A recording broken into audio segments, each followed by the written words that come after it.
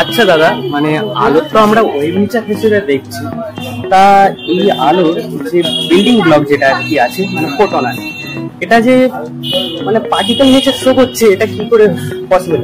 তোর বক্তব্য হচ্ছে যে আলোকে আমরা একদিন ধরে ওয়েভই ভাবছিলাম, যেমন হচ্ছে আলোর যে মানে বিচ্ছুরণ দেখছি বা যে প্রতিফলন প্রতিসরণ, এগুলো ওয়েভ নেচার দিয়ে ব্যাখ্যা করা যায়।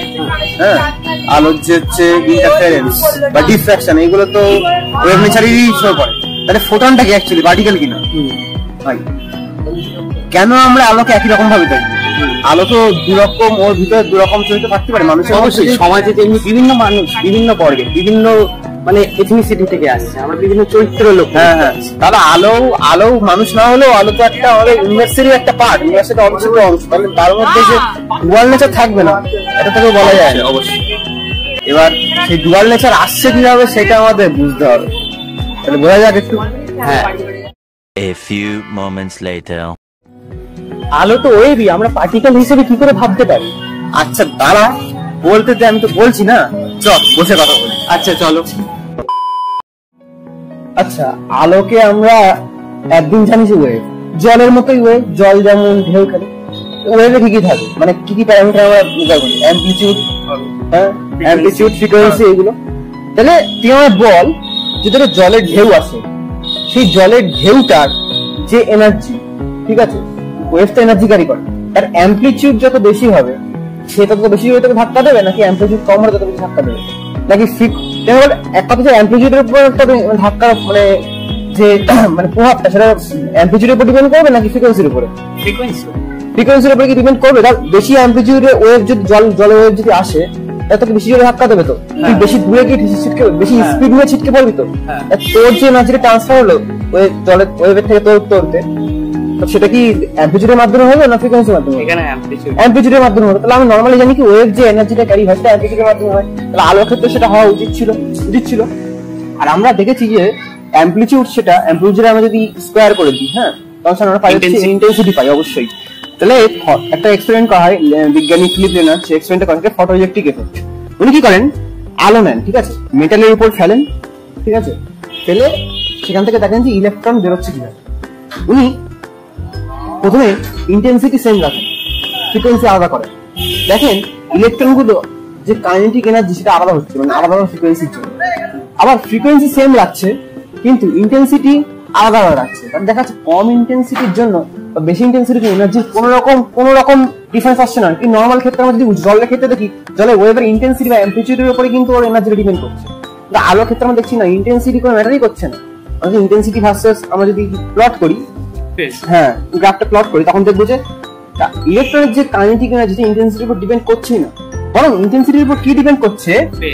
আমার না, অ্যাকচুয়ালি যেটা ডিপেন্ড করছে সেটা হচ্ছে যে ইন্টেন্সিটির উপরে, সেটা হচ্ছে ধর ইন্টেন্সিটি বেশি হচ্ছে, ভাব আমি এরকম 2, 5, 6 আমরা এরকম হচ্ছে, তার 2 ইন্টেন্সিটি একটা ওয়েভে ধাক্কা মারলো, তাহলে ভাব 2টো ইলেকট্রন বেরোচ্ছে। তাহলে 5 ইন্টেন্সিটি একটা ওয়েভে ধাক্কা মারলে নর্মালি ওয়েভ হিসেবে কল্পনা করলে 5টা ইলেকট্রন বেরোনোর কথা নিশ্চয়ই না, কারণ ইলেকট্রনকে একটা ওয়েভ ধাক্কা মারছে নিশ্চয়ই। দেখা যাচ্ছে কি ইন্টেন্সিটি এখানে ওরকম ওয়েভের ইন্টেন্সিটি নয়, মানে 5 ইন্টেন্সিটি ওয়েভ যদি আসে তখন সেখানে 5টা ইলেকট্রন বেরোচ্ছে, 2 ইন্টেন্সিটি ওয়েভ বলে 2টো ইলেকট্রন বেরোচ্ছে। মানে এখানে মানে ক্যামেরাটা মনে হচ্ছে যেন আলোটা ঠিক গুলি দিয়ে, একটা গুলিকে, ছোটবেলায় গুলি খেলতাম না, গুলি দিয়ে গুলিকে আঘাত করলে যেমন একটা গুলিতে একটা ধাক্কা লেগে বেরিয়ে যায়, ফোটনও ঠিক ইলেকট্রনকে সেইভাবে আঘাত করছে। এবং তাদের যে এনার্জিটা ট্রান্সফার হচ্ছে ইলেকট্রনিক কাইনেটিক এনার্জিতে, সেটা নাকি অ্যামপ্লিটিউডের উপর ডিপেন্ড করছে ফ্রিকোয়েন্সির উপরে। সেটা বাস্তব ওয়েভের ক্ষেত্রে, ক্লাসিক্যাল ওয়েভের ক্ষেত্রে হয় না।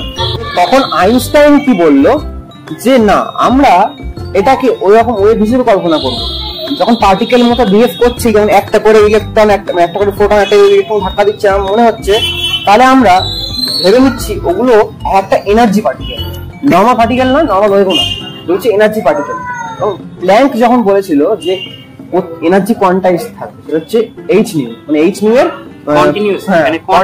কোয়ান্টাইজ থাকে, যে মানে এইচ নিউ এর পূর্ণ সংখ্যা গুণিতক, মানে যে H new 2 H new 3 H new হতে পারে, কিন্তু ওখানে 1 পয়েন্ট ফ্র্যাকশনে থাকতে পারবে না, কিছু বিষয়। তাহলে বললো যে প্রত্যেকটা ফোটনের মধ্যে এনার্জি থাকবে এইচ নিউ, মানে ই ইকুয়ালস টু এইচ নিউ। ফলে ফোটনের এনার্জিটা এখানে নিউ এর উপর ডিপেন্ডেন্ট, মানে ফ্রিকোয়েন্সির উপর ডিপেন্ডেন্ট, এবং পার্টিকেল যদি বলছি সেটা এনার্জি পার্টিকেল বলছে। ফলে এখানে ইন্টেন্সিটি ওরকম না যে অ্যামপ্লিটিউডের ইন্টেন্সিটি, মানে বেশি অ্যামপ্লিটিউড মানে বেশি ইন্টেন্সিটি এমনটা নয়, এখানে যদি আমি 5টা ফোটনকে ছুড়ে মারি তার ইন্টেন্সিটি বেশি, 2টো ফোটনকে ছুড়ে মারলে ইন্টেন্সিটি কম, এরকম একটা ব্যাপারটা হচ্ছে এরকম। আইনস্টাইন এইটা বললো। তখন বললো যে তাহলে পার্টিকেল যদি বলছি তাহলে ওয়েভ পার্টিকেল দুটোই মানে ঠিকঠাক হয়ে যাচ্ছে, সমস্যা নেই। আমরা এনার্জি বলছি, এনার্জি পার্টিকেল নয়, যে পার্টিকেল এনার্জি ক্যারি করে নিয়ে যাচ্ছে, ওয়েভের কাছে এনার্জি ক্যারি করে নিয়ে যাওয়া, এটা নর্মাল ক্লাসিক্যাল ওয়েভ, এটা হচ্ছে quantum wave, matter wave.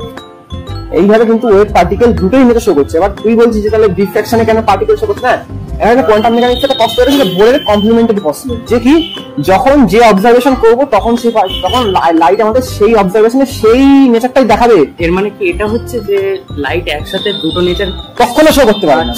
বোরের complimentary theory এটাই, যে কখনো একসঙ্গে দুটোকে শো করতেই পারবে না। যখন একটা ভাবে দেখবো, ওকে ওয়েভ ভাবে দেখে ডিফ্র্যাকশন করলে ওয়েভ নেচারই দেখাবে, পার্টিকেল নেচার দেখাবে না। এটাই একটা নেচারই শো, শো কিন্তু ডুয়ালিটি আছে। এবার এখান থেকে মনে হতে পারে যে কে বলছে ওকে আমি কি এক্সপ্লেইন করছি, এটা এখনো জানা নেই যে কে বলে দিচ্ছে। কেউ না কেউ তো বলছে যে ও তোমাকে এইভাবে অবজার্ভ করছে, তুমি এখন ওয়েভ নেচার দেখাও, বা তোমার পার্টিকেল অবজার্ভ করছে, পার্টিকেল নেচার দেখাও। এইটাই হচ্ছে আমার এখানে দোগলাপান্তি, হিপোক্রেসি অনেক হিপোক্রেসি।